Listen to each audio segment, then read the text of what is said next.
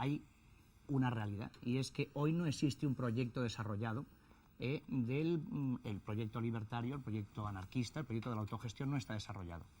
Y precisamente me parece que esa debilidad es lo que a mucha gente le hace entender el anarquismo como un proyecto bonito, un proyecto utópico. Precisamente su realidad está en su utopía, entiendo yo.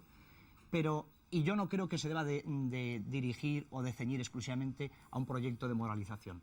Ya los socialistas en su programa hablaban de la moralización.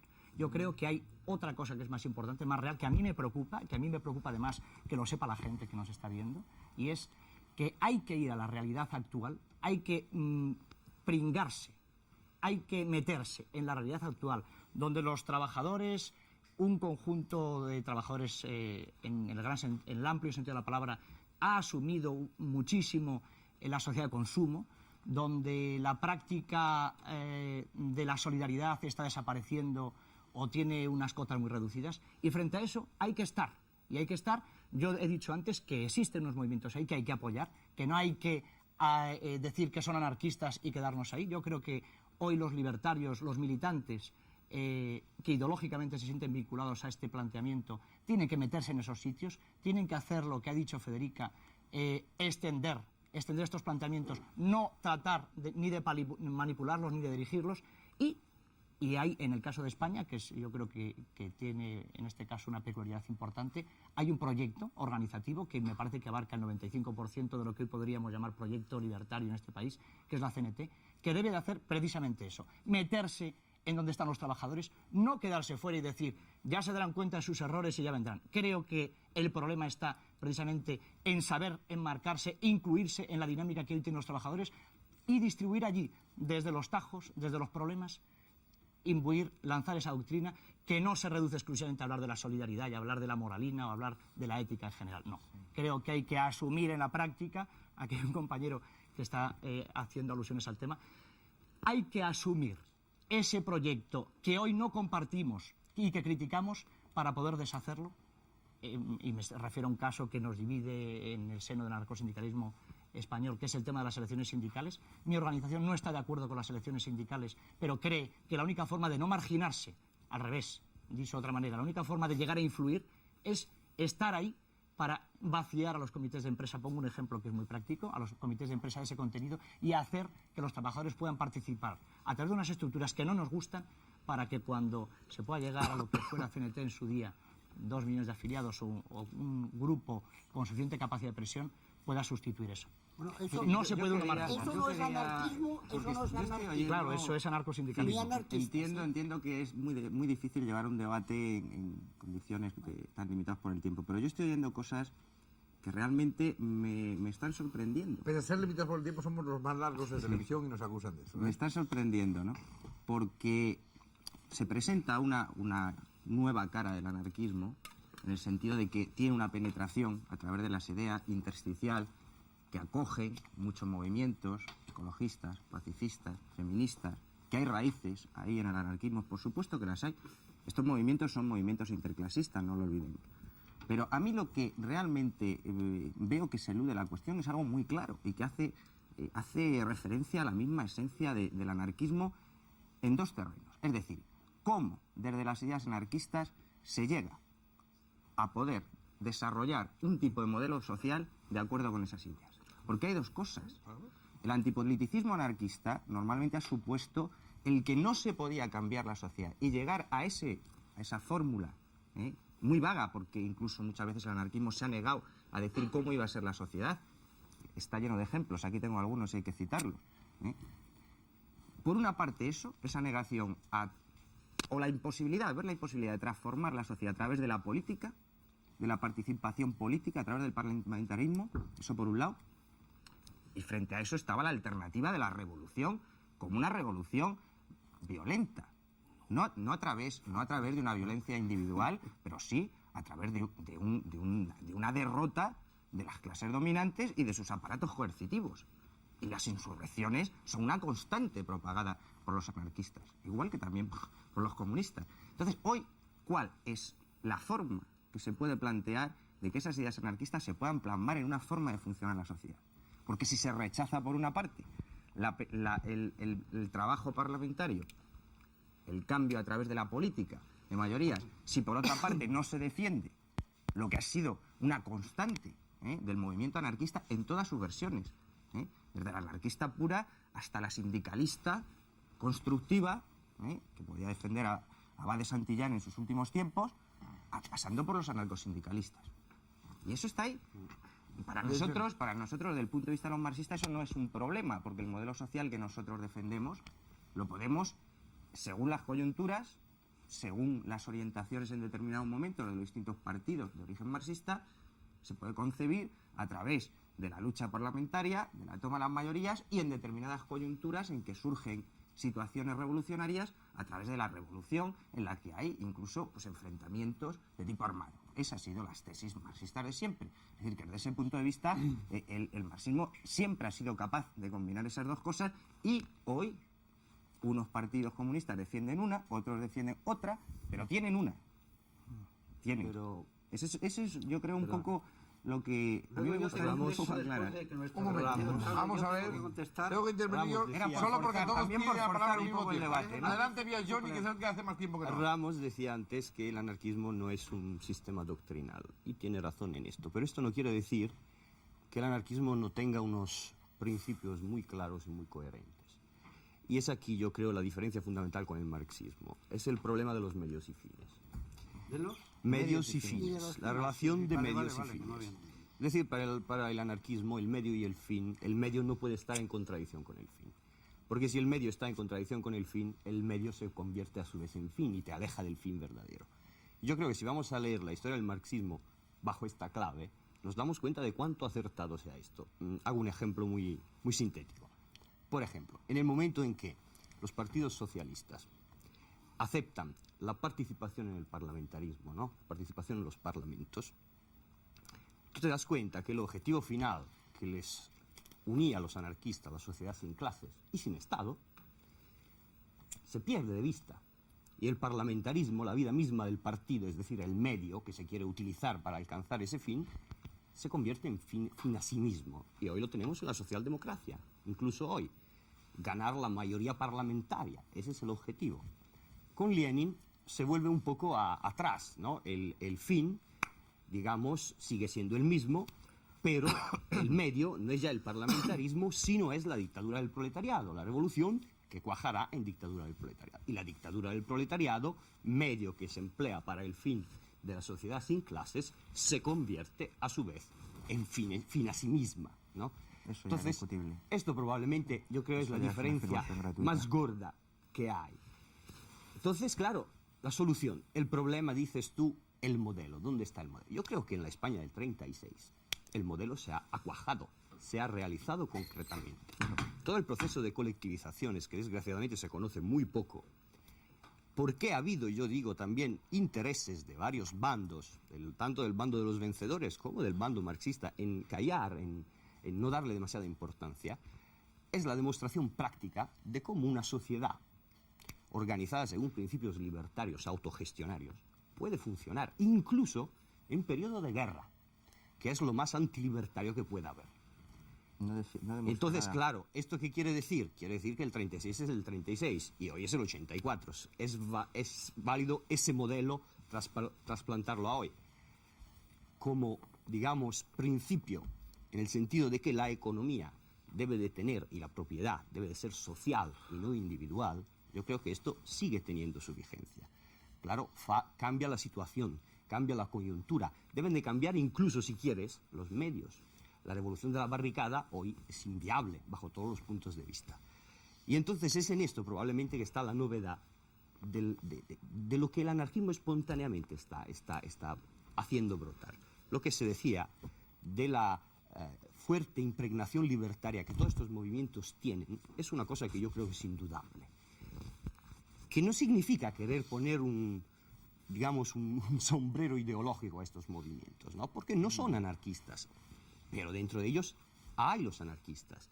Muchos de sus principios, de sus formas de acción, la acción directa, la democracia, digamos, asamblearia, de base, son principios que empiezan a operar en estos movimientos, operan en estos movimientos. Hay otra cosa que yo quiero lanzar, es un tema muy gordo, pero quizás sea importante meterlo. Es el problema de la situación que estamos viviendo desde un punto de vista político-económico, a nivel occidental, y no solamente occidental, que es esta gran crisis económica que está produciendo estragos bajo todos los puntos de vista, sobre todo entre las clases trabajadoras. Es una crisis, hay una lógica de la crisis que ha sido asumida, yo digo completamente, por los partidos socialistas y por los partidos comunistas también. El hecho de que la economía entra en crisis y que hay que apretarse el cinturón porque hay que salir adelante, pues es una cosa que está pasando tranquilamente en todo el mundo occidental. Si vamos a ver un poco el sindicalismo occidental desde el alemán, a pesar de que en estos días parezca que la IGM Metal se esté moviendo mucho, o al francés, o al italiano, o al español, nos estamos dando cuenta de que efectivamente la política, pero la política de arriba, no la política de abajo, está dominando esta situación. Y entonces, claro, hay toda una legislación en los países democráticos, Italia, a rueda España, y etcétera, etcétera, en que las libertades sindicales se van recortando. Y muchas veces con el asentimiento de las mismas centrales sindicales, que se están institucionalizando en el sentido que ya no les interesa tanto el número de afiliados, que lo están perdiendo, es una hemorragia de afiliados que tienen estas centrales, sino el control institucional, la representatividad política que el Estado, las instituciones le van a reconocer, porque desde su punto de vista eso es lo suficiente para gobernar la situación. Y gobernar la situación para ellas significa apoyar, facilitar los procesos de reestructuración capitalista. Que claro, son causa de un adelanto tecnológico enorme, la tercera revolución industrial se habla, ¿no? La informática que entra prepotentemente en la vida económica. Pero claro, esto tiene un coste social, que es el del paro, el del desempleo, que yo no sé cómo se va a pagar y quién lo va a pagar. Porque aquí no hay ecuación, o sea, la tecnología reduce los puestos de trabajo. Hasta ahora, por lo menos, esta es la tendencia.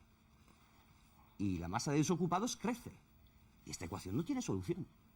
Vamos a ver, Sí. Montero.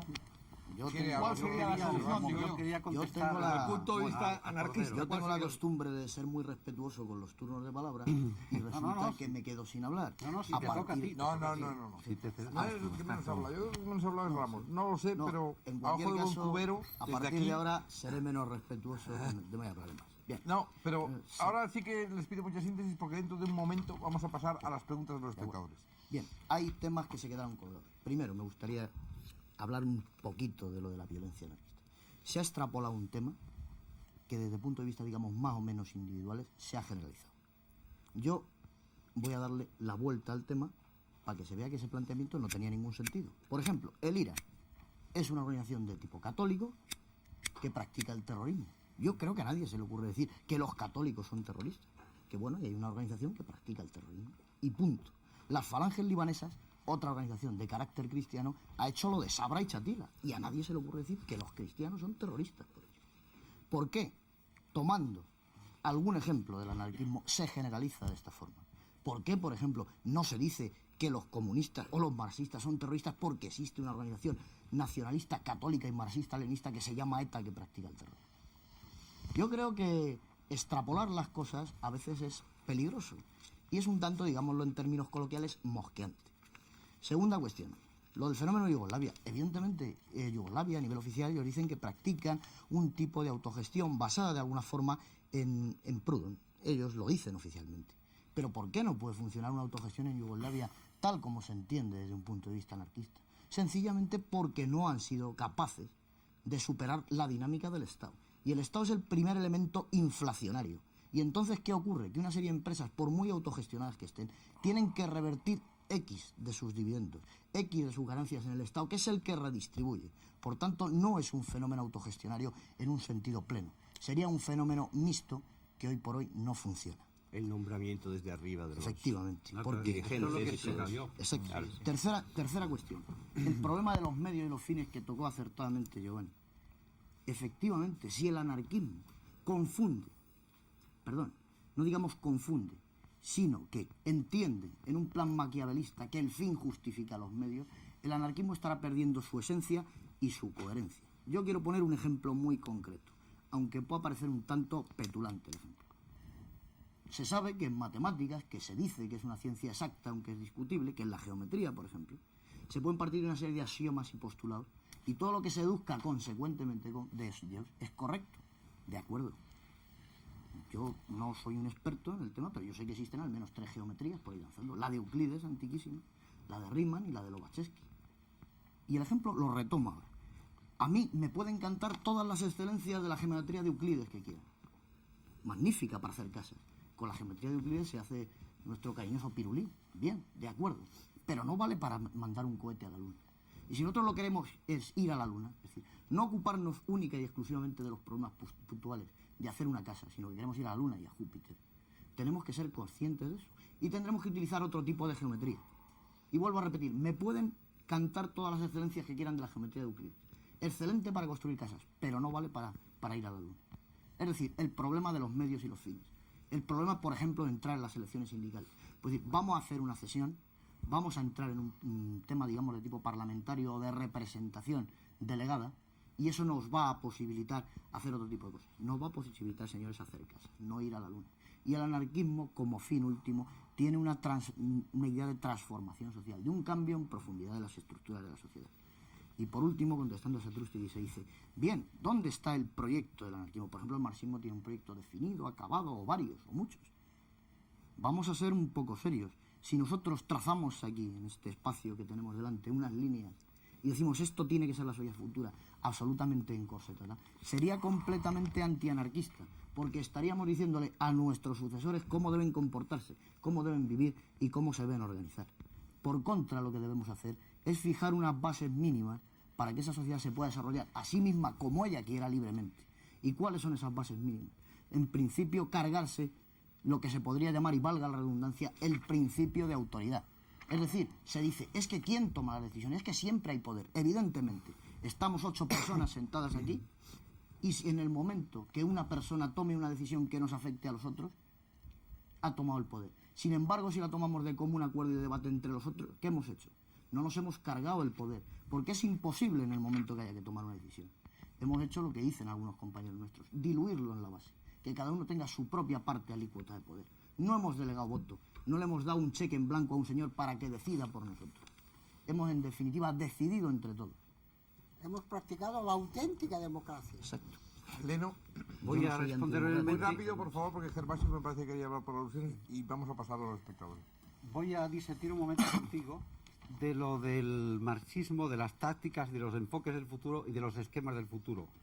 Y voy a decirte que precisamente lo que caracteriza a Marx y a Engels es que nunca dijeron en ningún texto ampliamente como ellos, es decir, concebían en concreto, esto pertenece a la... Nunca dijeron. No ha habido ningún proyecto marxista, no ha habido. Nunca. Exactamente, fíjate bien, y esto es lo que caracteriza una de las diferencias. Fíjate bien qué contradicciones enormes. La disputa, Engels a finales de este siglo decreta y dice la lucha de barricadas ha terminado. Táctica parlamentaria. Bien. El mismo Marx, ya no voy a descender más, sí, es así. No, oye, es él decreta el fin de la lucha de barricadas y dice nuestro futuro está en las papeletas electorales y en la lucha legal. Lo dice Engels. Se habla de un recorte que le hicieron en el propio partido. Es texto. Es toda una historia muy bueno, pero vamos curiosa. a Siempre es ocurrido decir que un hombre está un poco es gagá, el pues prólogo, para justificar sus Es un contradicciones. tema lo además dice indiferente, no es un tema Engels lo dice en el prólogo a las luchas de clases de Carlos Marx. Año 1895, si no me falla la memoria. Entonces, primera contradicción. Engels dice esto, pero viene Lenin, juega también muchos años a la táctica parlamentaria y de pronto juega a la táctica puchista y blanquista, que es el golpe de Estado bolchevique. El golpe de Estado. Entonces vienen otros que no te voy a cansar. Lenin escribe un libro magnífico, se llama Estado y Revolución, por cierto, muy inspirado. Cuando escribe este libro, está leyendo a Bakunin. Esto que en el 18-19, sí, está leyendo a Bakunin, he dicho, no copiando, y es un libro bastante autogestionario. Entonces viene Lenin y en el año 21, creo que es 21, establece la nueva política económica, que es un... Y entonces se carga a los soviets, los tritura, los somete a la autoridad del Estado. Con estos ejemplos quiero decirte que las tácticas comunistas han cambiado completamente. En cuanto a la violencia del anarquismo y de otros movimientos, porque lo ha dicho muy bien Montero, que cambia, que todos los movimientos de tipo revolucionario han tenido, es decir, más o menos contingentes de violencia. La violencia nunca está determinada voluntariamente por los partidos o movimientos que luchan, está sobre todo condicionada por las condiciones reales que existen en la sociedad. Es la sociedad, si por ejemplo el capitalismo o otros movimientos o regímenes imponen un régimen de violencia, entonces la gente víctima de esta violencia tiene que recurrir a una contraviolencia. Es la dialéctica de la violencia. No es un lujo, no es una abstracción, son las condiciones sociales concretas que obligan a las víctimas de la violencia, de la que sea, a defenderse. Y entonces es un proceso eterno de violencia y no violencia y contraviolencia. Sí, aclarando Aclarando cosas. Yo intento ser riguroso al máximo. Yo cuando planteaba, y las contestaciones que me habéis dado no es a lo que yo planteaba. Yo no estaba planteando qué se hacía después solamente, sino un problema de qué se hace para llegar después a hacer lo que se quiere desarrollar. Y a mí eso es una cosa que no se puede negar la evidencia. Yo no estoy hablando de terrorismo cuando hablo de violencia revolucionaria. Hay un periodo terrorista en las organizaciones anarquistas, determinados por unas circunstancias muy especiales, de una represión muy especial, toda la época del pistolerismo, etcétera, etcétera. No estoy hablando de eso es un fenómeno secundario dentro del anarquismo. Estoy hablando de algo que es evidente en toda la trayectoria del anarquismo y sobre todo el anarquismo español. La necesidad de hacer la revolución, conseguir la emancipación social a través de toda una serie de actos insurreccionales que en un momento determinado se generalizan, eso lo teorizaba muy bien Federica, partiendo del campo, del municipio, que apoyan los trabajadores de la ciudad reteniendo al ejército con la huelga general. Esa es la táctica anarquista y eso no se puede negar porque está escrito en 100.000 libros y en 100.000 declaraciones de dirigentes anarquistas. Y yo eso tampoco lo critico. Lo puedo criticar en cuanto a método porque, claro, como les faltaba una organización, nunca conseguía hacer converger las suficientes insurrecciones para hacer la revolución. Ese era el problema. Pero yo no lo critico en cuanto a método, pero no se puede negar que ese era el planteamiento, ese era el medio. En cuanto a las colectivizaciones que se hacen en la República, bueno, durante la guerra no hay que olvidar una cosa, esas colectivizaciones se hacen y se pueden desarrollar porque se está en una situación de guerra en que las fuerzas populares tienen un ejército que en determinados momentos protege esas colectivizaciones.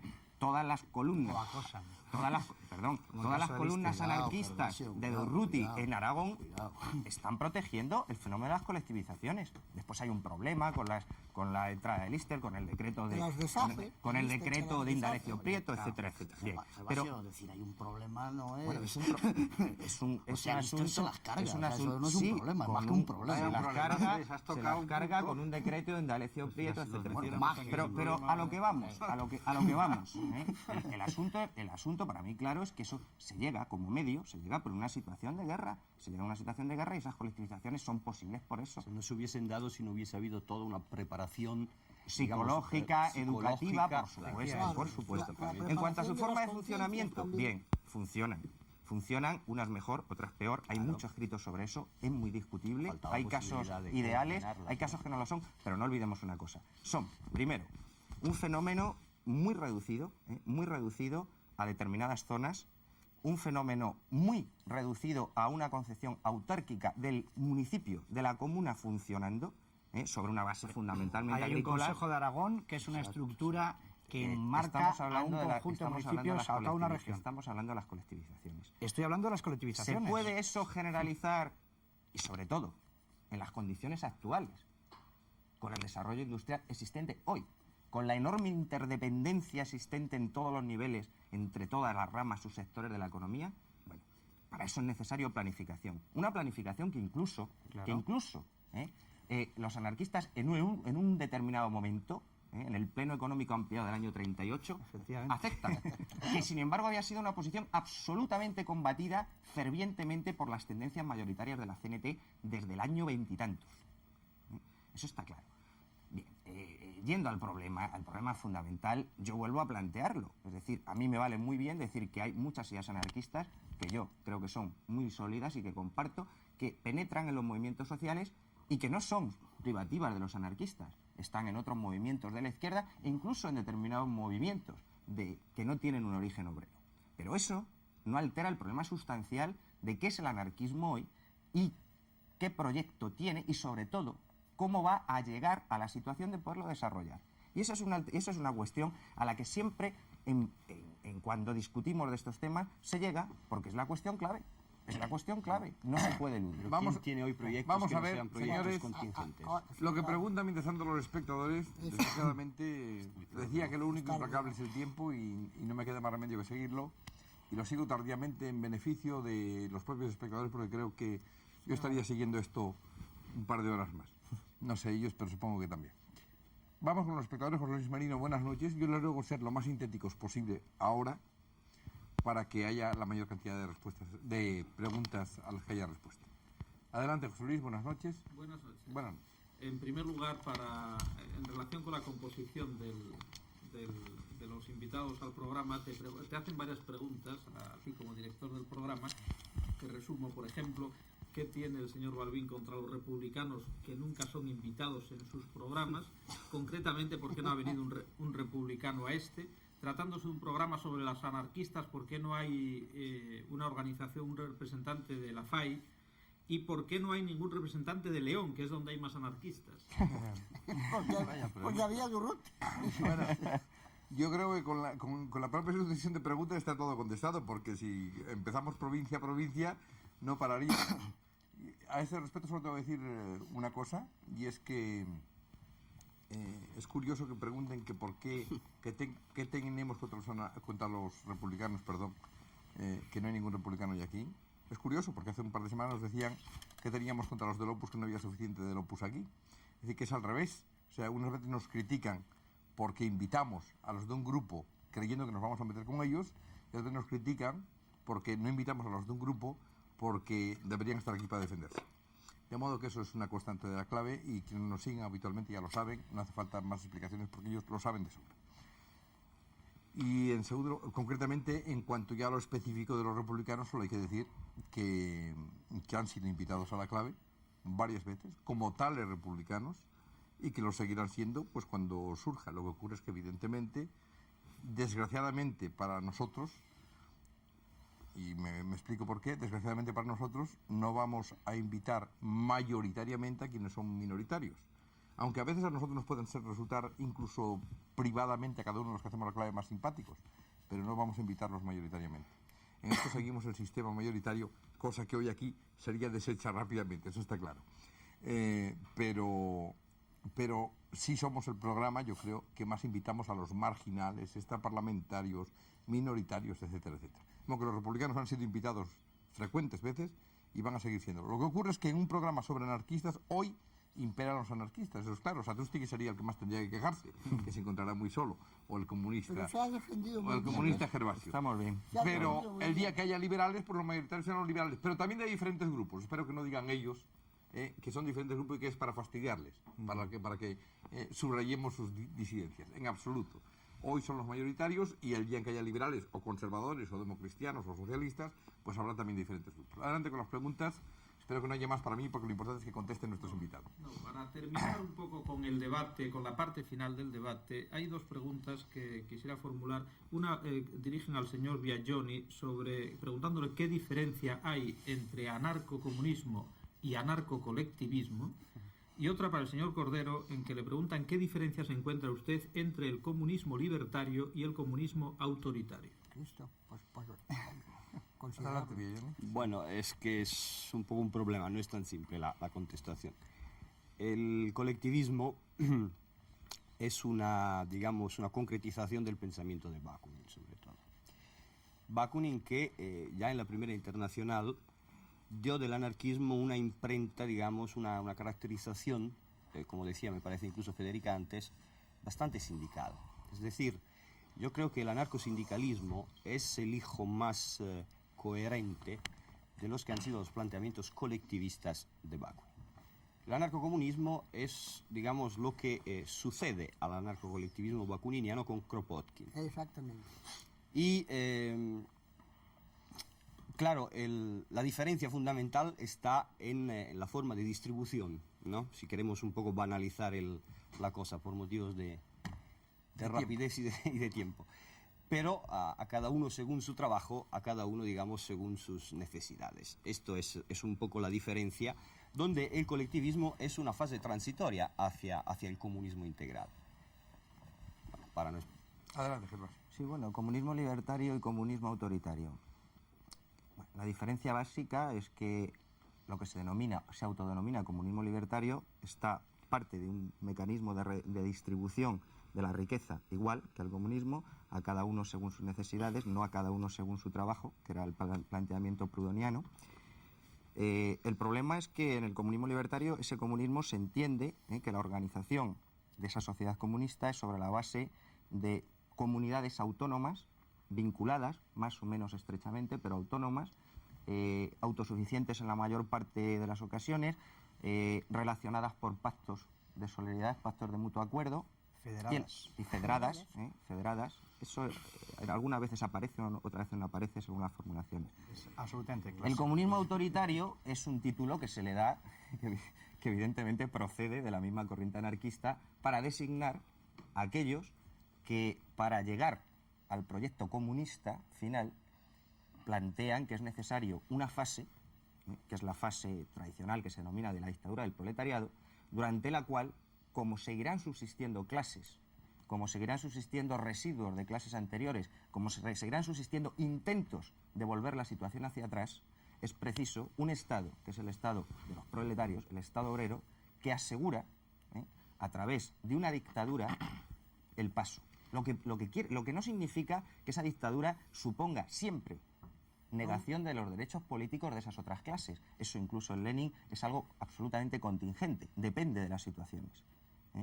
Es decir, la dictadura del proletariado es más una concepción de esencia, de concepción de un Estado, de la naturaleza del Estado, que de una forma política, de negación de los derechos de representación y de asociación.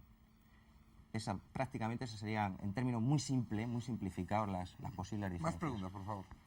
Para Federica Montseny, en una sociedad sin Estado, ¿cómo se mantienen los servicios públicos como la enseñanza o los hospitales? Pues se mantienen de la manera que se mantuvieron en los años del 36 al 39. Al final, los servicios públicos los representan no el Estado, sino aquellos que están ocupados en esos servicios y que continúan desempeñándolos, tomando la responsabilidad de la función que desempeñan. Yo, por ejemplo, que fui ministro de Sanidad, pude actuar apoyada por la Federación Nacional de Sanidad y utilizando pues todo lo que ya existía, de enfermeras, de asistentes sociales, de médicos, de todo. Es decir, no, en esto no se necesita ni una revolución ni una dictadura, sino simplemente que cada cual se responsabilice en la función que está desempeñando y que cumpla esa función honradamente. Más preguntas. También para Federica Montseny, ¿cómo sería España en el 84 con un gobierno anarquista y qué opina la CNT sobre las autonomías? En primer lugar, no habría un gobierno anarquista, porque nosotros no somos partidarios del gobierno. Habría una sociedad organizada según nuestros ideales, según a base de autonomías, pero no unas autonomías como las que ahora tenemos. Nuestro ideal es, pues, el ideal que expuso Felipe Alaiz en un libro que yo debería leer, que es hacia la Federación de Autonomías Ibéricas. Eso es lo que nosotros hubiéramos querido, una federación de autonomías ibéricas en donde cada región hubiese sido autónoma y hubiese organizado su vida, su trabajo, su organización social y política. Lo que hay hoy, yo no le llamo autonomía, porque una autonomía que en Galicia cae en manos de las derechas y que en Cataluña da el triunfo a Convergencia y a Jordi Pujol, que representan los banqueros, eso para mí no es una autonomía, es una fórmula como cualquier otra de tomar el poder a las derechas. Y ahí que para mí no hay comparación posible. Más preguntas. Para el señor Satrústegui le preguntan si el liberalismo progresista que usted defiende se diferencia solo del anarquismo en que está al lado del capital. No, el liberalismo progresista precisamente está a favor de todos los derechos humanos, de todas las libertades políticas y de los derechos humanos. Precisamente el capitalismo solo defiende al capitalismo. El sistema capitalista sería situarnos en el final al siglo XIX, donde efectivamente se cometieron pues abusos del capital frente a los trabajadores. El liberalismo progresista defiende el derecho de los trabajadores a sindicarse y a defender sus derechos y el derecho de huelga.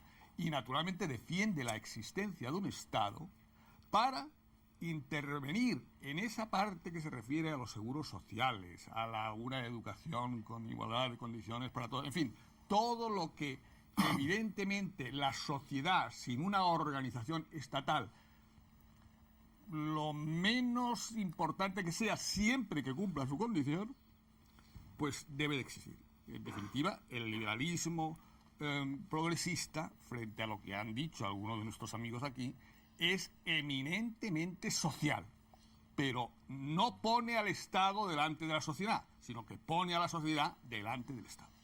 Más preguntas. De las muchas que ha habido sobre distintos aspectos de la problemática sindical, hemos seleccionado estas preguntas para el señor Ramos. ¿La futura ley sindical significa el hundimiento de la CNT? ¿No es una contradicción que los anarquistas se presenten a las elecciones sindicales? ¿Y qué diferencia estructural presenta la CNT respecto a otras centrales como UGT o comisiones obreras? Bueno, pues creo que son importantes. De todas formas, yo quiero lamentar que esto son problemas de absoluta actualidad no se han abordado en profundidad hoy. Tal vez hubiera sido importante que hubiera estado presente aquí el sector mayoritario precisamente de la CNT-IT, donde han estado secretarios generales anteriores como José Bondía y Pérez Canales, pero en fin, porque con ellos este debate acerca de problemas muy puntuales, actuales y que van a condicionar el futuro, los hemos debatido a lo largo de un año y vamos a sustanciarlos en un Congreso de Unificación que se celebra dentro de unos días. Pero existe una preocupación por el tema y yo voy a exponer muy brevemente cuál es nuestro planteamiento sobre el particular.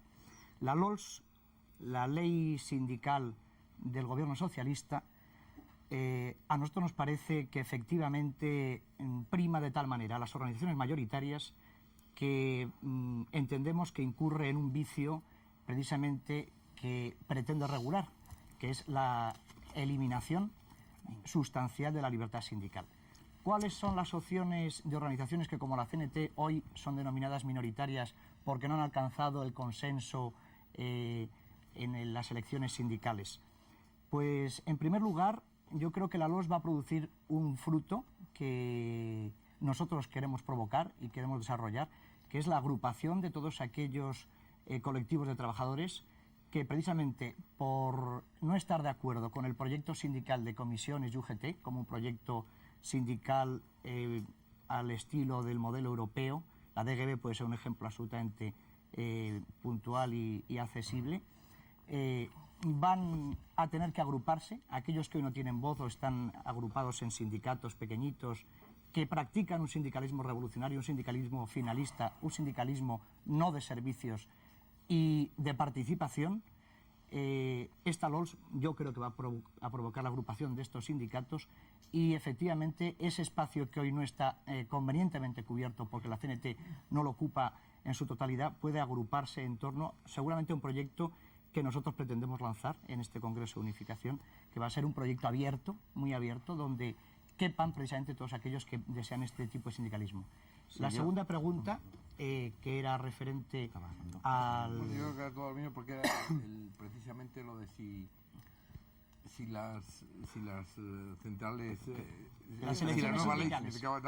Las elecciones sindicales. ¿Cómo se presentan las elecciones sindicales los anarquistas? Yo creo que tiene una contestación que subyace en todo el debate que hemos estado desarrollando a lo largo de este tiempo. Y es que frente a la tentación de esconderse y esperar a que en el futuro los trabajadores comprendan los ideales anarquistas, yo creo que la CNT, como organización anarcosindicalista de contenidos libertarios, lo que tiene que hacer es meterse donde están los trabajadores, imbuirse en los problemas de los trabajadores y desde ahí lanzar su mensaje. ¿Qué contradicciones puede suponer o podría suponer esto? Yo creo que el presentarse a las elecciones sindicales es un problema de tipo táctico, no vulnera ningún principio. El que piensa que vulnera algún principio de anarquista o libertario, lo que está haciendo es ideologizar una organización que es de trabajadores a los que no se les pide su fe anarquista cuando entran en un sindicato como la CNT, donde tienen cabida, como dicen sus estatutos, todos los trabajadores sin discriminación por planteamientos religiosos o filosóficos. Y estar en las elecciones no significa compartir ese modelo de intervención sindical y social que suponen los comités de empresa. Nosotros no estamos a favor de los comités de empresa tal como están institucionalizados. La práctica que ha salido de esos comités de empresa, que es el comité de empresa, sustituye a la voz de los trabajadores. Pero precisamente porque de no estar ahí nos sentimos absolutamente marginados, y esa marginación ha llevado a la CNT a una situación de minoría absoluta a partir de unos años para acá, a partir de las primeras elecciones sindicales en la democracia. Nosotros estamos ahí precisamente para vaciar de contenido a esos comités, hacer de los comités un proyecto de diversificación, de entrega a los trabajadores de la información, que sean los trabajadores, ya que tienen que ser los comités de alguna manera, los que ahora, por razones de tipo legal, son los que están llamados a ser portavoces, que se conviertan en portavoces, no en órganos ejecutivos. Y sí es cierta una cosa, las elecciones para nosotros tienen una orientación muy clara y es potenciar las secciones sindicales de empresa, que es, desde mi punto de vista, la fórmula estable de participación de los trabajadores en el seno de las empresas. Vamos a ver, yo quería decir primero a nuestros... Si se discute sobre esto, vamos a discutir. Un momento, Federica, un momento. Yo quería decir a nuestros compañeros que están esperando para nuestro telediario Última Edición, y los espectadores tienen derecho a que ellos les informen de lo que está pasando en el mundo, además de aquí esta noche, que nos esperen 10 minutos, de 10 a 15 minutos, que yo cortaré radicalmente aquí. Y a ustedes que sean muy breves, porque cortaré también radicalmente. Desgraciadamente el tiempo de televisión es el máximo en la clave, pero sigue siendo un tiempo limitado. Por favor, Montero, por sí, alusión. Montero, ¿hablas tú o hablo yo? No, es igual, no tiene mayor problema. Hay gente que confunde, digamos, sus deseos con la realidad. Y se habla de mayoritario cuando, por ejemplo, nuestros queridos amigos de nuestra escisión representaron un 7,5% de la CNT. Que, por ejemplo, en Madrid solo mantienen una oficinita en Santa Isabel 22, mientras que la CNT oficial, como nos llaman, mantenemos 4 locales, más uno de 3 plantas en Villaverde, donde se dan guarderías, centros sociales, etcétera, etcétera. Lo que ocurre, sencillamente... No puede ser esto. Os han desalojado por falta de pago. O sea, no nos han desalojado por falta de pago, no nos han podido desalojar por falta de pago, lo explicaré. Nosotros no hemos pagado sencillamente porque, teniendo una sentencia favorable del Tribunal Constitucional que nos dice que hemos sido discriminados en el reparto de locales sindicales del patrimonio acumulado, teniendo un patrimonio histórico que se evalúa por encima de los 2.500 millones de pesetas, nos parece muy lógico que una organización que vive única y exclusivamente de las cuotas de sus afiliados se gaste esas cuotas en mantener un local cuando tiene derecho a otros suyos y otros que deberían corresponderle en usufructo. Y por último se dice que va a haber un congreso de reunificación y tal. Si ese congreso fuera tan mayoritario, no sería semiclandestino. A un señor que va a participar en este congreso porque en un periódico de Córdoba ha dicho que va a empezar el día tal en Madrid, pues prácticamente le han echado los perros. Entonces, si un congreso va a ser mayoritario, no tiene por qué ser clandestino, hombre. Los congresos de la CNT van 700, 800 delegados y se reúnen por ahí 2.000 o 3.000 personas, o sea, entre los delegados y la gente pues que va a observar. Entonces, pues bueno, así han sido siempre. Y por último, lo de las elecciones sindicales, pues yo creo que estaríamos en el mismo, digamos, la misma contradicción de los marxistas. Pondría un ejemplo para que se entendiera más claro. Es decir, vamos a abolir el Estado, pero como primer paso vamos a hacerlo más fuerte. No nos gustan las elecciones sindicales y nos las vamos a cargar, pero como primer paso vamos a entrar en esa mecánica de tipo institucional. Y por último, que aquí lo que ocurre es que el gobierno socialista quiere hegemonizar desde el punto de vista sindical y convertir esto en un asunto, digamos, a la europea, tal como está verticalizado el sindicalismo en Alemania, el neoverticalismo y tal. Entonces la CNT, con unos planteamientos radicales, libertarios, absolutamente es molesta. Es conveniente, sin embargo, fomentar una escisión de la CNT con unos planteamientos mucho más institucionales, con unos planteamientos que se alejan absolutamente del tema del anarquismo y del tema de la vía de la acción directa, y que al mismo tiempo servirían para robarle espacio sindical a las comisiones obreras, que hoy serían un coco para el gobierno. Que es una alusión absolutamente absurda. Y bueno, no es absurdo. Bueno, yo que la lucha contra la marginación que vosotros pretendéis esta tarde sobrevivir. Vamos a ver, perdón, a todos les voy a cortar, desgraciadamente, también, yo lo siento, más preguntas. Porque es el turno de los espectadores, ahora son ellos los prioritarios para nosotros. Adelante. Sí, lamento estas tan conflictivas o tan de discusión, pero las controversias que las alargan, claro. Son las que más han planteado. Precisamente respecto del patrimonio sindical a que ha aludido hace un momento Fernando Montero, también para él estaba prevista esta. Vamos, como introducción diré que hay una familia de Lérida que dice que en la guerra a sus padres, entonces la CNT les requisó 30 vacas que espera que en ese momento les devolvieran si obtienen el patrimonio sindical. Pero en relación con lo que Montero dijo sobre la pequeña propiedad privada a la que los anarquistas defienden, un espectador le pregunta si, estando los anarquistas contra la propiedad privada, no es una contradicción que reivindiquen el patrimonio sindical, y otro dice por qué la CNT pide un patrimonio para ella que pagaron todos los trabajadores. No, yo creo que el espectador que dice que pedimos un patrimonio para nosotros que pagaron todos los trabajadores no acaba de entender el fondo. No acaba de entenderlo. Nosotros dijimos siempre, hay un patrimonio histórico que han generado la CNT y la UGT fundamentalmente. Ese patrimonio lo incautó el franquismo y ese patrimonio debe ser devuelto a las organizaciones que les correspondía. El patrimonio acumulado, nosotros siempre dijimos, ese patrimonio debe revertir en el conjunto de los trabajadores. A todos los trabajadores. Para todos, efectivamente. Porque ese patrimonio es de todos los trabajadores, porque lo han generado sucesivas generaciones de trabajadores, con unas cuotas, bien es cierto, obligatorias, pero es suyo. ¿Y qué hacemos nosotros? Es decir, estos locales de ese patrimonio sindical se han repartido de una manera absolutamente discriminada, atendiendo a criterios de si sois buenos tomar locales, si no sois buenos absolutamente nada. Se los ha quedado en usufructo el gobierno, los mejores locales. ¿Y qué ocurre? Que los trabajadores absolutamente nada. Nosotros predicamos con el ejemplo. Cuando nosotros tomamos un local histórico en Villaverde que tiene 3 plantas, hoy tenemos una guardería, una escuela de alfabetización, innumerables actividades que se benefician los trabajadores y el pueblo de Villaverde en general. Es decir, predicamos con el ejemplo. Y lo de la pequeña propiedad privada, pues yo le diría al espectador que cuando digo la pequeña propiedad privada, entiéndase, digamos cosas mínimas de uso personal. A mí no me importa ir desnudo por la calle, al menos en verano, pero vamos, yo le pediría al espectador que me deje el derecho en invierno pues a ponerme unos calzoncillos, unos pantalones y tal, para ir mínimamente abrigado. Esa sería mi pequeña propiedad privada. Más preguntas. Para Federica Montseny, ¿como es ministra cobra algún salario o pensión del gobierno español? Desde hace algún tiempo, teóricamente, debería cobrar una pequeña pensión, pero hace 5 meses que no he visto ninguna pensión ni he visto nada, no sé por qué. Me gustaría incluso saberlo. O sea, teóricamente quiere decir que usted no ha cobrado nada, ¿no? Exactamente. Más preguntas. Hay varias preguntas para Eleno Sañas sobre las relaciones entre el nacionalsindicalismo y el anarcosindicalismo. Pregunta un espectador si cree que son doctrinas realmente cercanas, si cree que hay diferencias insalvables, y pregunta a otro qué opina de las relaciones de Ramiro Ledesma y José Antonio con Ángel Pestaña y Diego Abad de Santillán, por ejemplo. Caray, son preguntas muy numerosas y largas para responder brevemente. Sí, a ver si se entendí, puede ser con sí. telegramas. No, Eleno. sí, son telegráficas además. A ver.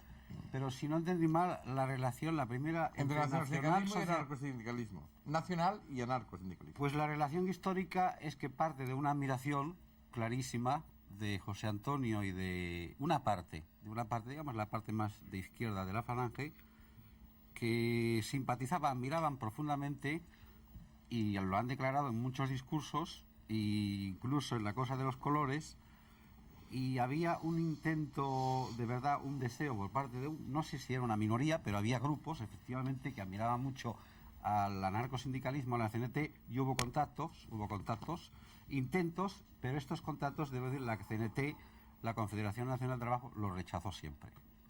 Eso no quiere decir que en el plano personal, pues, no sé si se han citado a Abad de Santillán, ¿no? Santillán, Bueno, pues sí, pues podrían tener alguna conversación, pero yo creo, además, que en el plano son tan incompatibles estas dos doctrinas que en un plano orgánico de tipo oficial no cabe una posibilidad de entendimiento. Que no cabe una posibilidad. Y la otra pregunta, ¿cuál era? No sé si queda algo, José Luis. Esto era la primera parte. Y luego... ¿Cuál? Las relaciones eran las Históricas, las relaciones históricas. Bueno, yo creo que... ¿Qué relaciones? No, las relaciones personales. Bueno, Pero pero bueno, es así, esto ya que está. acaba de decir ahora. Es lo que... Es lo que acaba de decir ahora.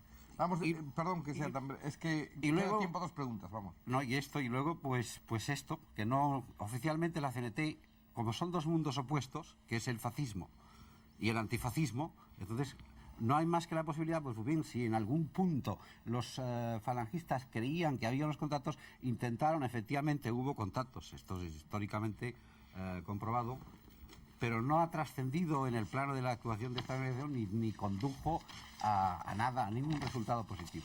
Para aclarar, hubo contactos personales con Pestaña, no con la CNT. No, claro, pues eso, contactos personales, Adelante. no a nivel de organización. Penúltima pregunta, José Luis, si hay tiempo a la última, que no lo sé, depende de la largueza o de la longitud de la respuesta. Para Federica Montseny, por otro tema que se ha tocado mucho y no se ha hablado en el coloquio, ¿quién pretende enriquecerse con los archivos de Ámsterdam, los holandeses o la CNT? Yo creo que la CNT no ha pretendido jamás enriquecerse con unos archivos. En cuanto a los holandeses, creo que hacen todo lo que pueden, lo están haciendo ahora, por retener esos archivos y por conservarlos ellos, creándonos constantemente problemas que si ahora por esto, que si mañana por lo otro, el hecho es que los archivos continúan en Ámsterdam y ahora hay otro litigio pendiente en torno a la devolución de esos famosos archivos. Pero creo que Holanda no ha... En fin, los archivos tampoco han pretendido enriquecerse, tienen el amor de como el tesoro histórico, vamos. Como tesoro histórico. En cuanto a la CNT enriquecerse, no creo que haya pasado por la cabeza de ningún comité ni de ningún afiliado el pensar en enriquecerse con esos archivos. No, quiero aclarar que ayer por la mañana hablé con el director del Instituto de Historia Social de Ámsterdam y me rogó que hiciera todas las gestiones posibles para que los archivos pudieran venir a España en debidas condiciones y que ellos iban a apoyar esa gestión como fuera. Es decir, que creo que aclara el tema. Última pregunta. Para Fernando Montero, ¿por qué los anarquistas atacan sistemáticamente a la Iglesia Católica, por una parte, y por otra, cómo ve la presencia de cristianos progresistas en la CNT a nivel de comunidades cristianas? Bien, primero empezaré por lo último. En la CNT, ya se dijo antes, no hay ninguna cortapisa a que se afilie cualquier trabajador independientemente de su ideología o de sus posiciones filosóficas de cualquier tipo. Lo que ocurre es que en la CNT, bien, se puede afiliar a un señor que es marxista o que es cristiano militante, no me estoy refiriendo a un señor creyente. Bien, lo que no puede hacer es proselitismo, eso, porque en la CNT hemos tenido señores que en vez de levantar, por ejemplo, el internacionalismo de la IT o tratar de trabajar para que eso funcionara mejor o se engrandeciera o buscar alternativas de ese tipo, decían que la alternativa era afiliarse a la CMT, la Confederación Mundial del Trabajo, Central Internacional Demócrata Cristiana, que está jugando pues un papel importante en la represión de los países del tercer mundo. Pues por tanto nosotros tenemos que ser muy sensibles en este tipo de problemas y nosotros evidentemente pues a la Iglesia Católica lo que atacamos es fundamentalmente el dogma y el adormecimiento de conciencias. Y por último una postilla sobre los archivos de Ámsterdam. El Ministerio de Cultura Español a nosotros nos dijo que ellos garantizaban un traslado de los archivos en unas buenas condiciones, que se encargaban del traslado, de la restauración, en su caso, de los documentos que pudieran estar en mal estado, de la propia ubicación, garantizándolo como una institución seria para este problema, y el Instituto de Ámsterdam no se los quiere quedar. Yo sé que hay gente que les ha dicho lateralmente al Instituto que si ellos obtienen, por decirlo así, la titularidad de los archivos, muy complicado porque el Instituto tiene firmado con nosotros un contrato que nos reconoce la titularidad, pues que se van a quedar en Ámsterdam. Y el asunto es traerlos a España porque eso es un patrimonio que trasciende a la propia CNT y es un patrimonio del pueblo español. José Luis. Sí. Yo creo que nuestros compañeros nos dejan hacer la última pregunta. Si es muy específica, no muy genérica. No es de esas que son 3 o 4 y valen para 7. Otro tema que también, se ha tocado... Una muy específica. Muy de pasado. Para Federica Montseny, sobre el caso Scala de la CNT, ¿cuándo sabremos la verdad? Le preguntan. ¿Y cuándo saldrán en libertad los condenados? Yo no puedo contestar a esto. En primer lugar, yo que sé cuándo saldrán en libertad. En cuanto a la verdad, a mi entender, desde el primer día, el caso Scala fue un caso de complot policíaco organizado para desacreditar a la CNT utilizando un agente provocador, Gambín, y nosotros tuvimos ahí la pérdida de 3 obreros que estaban trabajando y que fueron víctimas de la explosión. Es decir, que nosotros hemos rechazado enérgicamente la responsabilidad de la CNT en la cuestión de la Scala. Y los que fueron detenidos fueron víctimas de ese complot, del cual fue agente provocador y agente ejecutor, ese famoso Gambín, que ha sido teóricamente condenado para cubrir el expediente. no parece demasiado consecuente que en un atentado que mueren 4 trabajadores, 3 de los cuales pertenecen a la CNT, tengamos nosotros algo que ver, evidentemente. Bien, señores, desgraciadamente, seguro que nuestros compañeros ya nos lo están reprochando, pero ustedes también nos reprocharán que no hayamos podido entrar más a fondo todavía en las cuestiones. Yo lo que quisiera con la clave es sencillamente que haya posibilidad de que las claves se prolonguen muchísimo más fuera de aquí, es decir, que pueda haber mucha más repercusión social, política, en general pública, sencillamente. Muy bien. Y espero, además, que con los anarquistas se pueda contar también en el futuro. E incluso, aunque ya sé que desde sus orígenes hay estas escisiones y estas tensiones entre ellos, que pueda haber una unidad para que haya también una alternativa o una opción anarquista también en España. Aunque, como dice Federica, la hay, de hecho, y va a seguir habiéndola. Yo he dicho siempre y lo vuelvo a repetir, la CNT es la organización que más decisiones ha tenido y más ha digerido. Por regla general, aquellos que se separan por discrepancias circunstanciales, al cabo de cierto tiempo, cuando ven que no pueden llegar a tener bastante fuerza para representar auténticamente la CNT, se reintegran. Unos se pierden, por desgracia, otros vuelven y la CNT se reunifica, como se reunificó en el Congreso de Zaragoza, donde reingresaron los sindicatos de oposición de Mataró y de Sabadell y de Valencia, y donde terminó el trentismo y donde terminó todo, y cómo se unificó en el exilio una decisión que duró 15 años y que fue cancelada en un congreso celebrado en Limoges. De manera que para mí el problema de las decisiones no me preocupa, porque sé que fatalmente tienen que ser resueltas. Y de otra parte, cuando haya estos grandes problemas de las grandes ideologías del último siglo y del presente, por supuesto, serán siempre esas ideologías las mayoritarias, aunque en sus diferentes grupos, que siempre los hay en cada una de las ideologías, y que no se nos diga entonces que es para buscar la disensión, sino al revés, para que estén todas las partes presentes, o por lo menos la mayor cantidad de partes presentes que nosotros podamos mantener aquí, pero que otros nos ayudarán a que fuera de aquí vayan multiplicándose. No las partes, sino los presentes. Muy bien. Y por último, que la próxima semana contamos con un programa cuyo título es un poco complejo, pero que ustedes entienden perfectamente desde el momento de su enunciado. Se titula Norte-Sur, Este-Oeste y otras geopolíticas. Muy bien. Entre otros, contamos ya con Robert Müller, que es asistente del secretario general de las Naciones Unidas, Voronkov, del Instituto de Economía Mundial y Relaciones Internacionales de la Unión Soviética, Sayat, asesor de política exterior del candidato demócrata Mondale en Estados Unidos, y es del candidato demócrata Mondale porque el gobierno de Estados Unidos no ha encontrado un personaje para enviarnos, Samir Amin, uno de los más notorios mundialmente hablando economistas, en este caso egipcio, y Enrique Ruiz García, profesor de la Facultad de Ciencias Políticas de México, español de origen y que muchos de ustedes conocen. Y como película, una de Hitchcock del año 69, maravillosa, que se titula Topaz. Gracias, señores, por su participación. Gracias, señores espectadores, por la suya. Hasta la próxima semana. Muy buenas noches.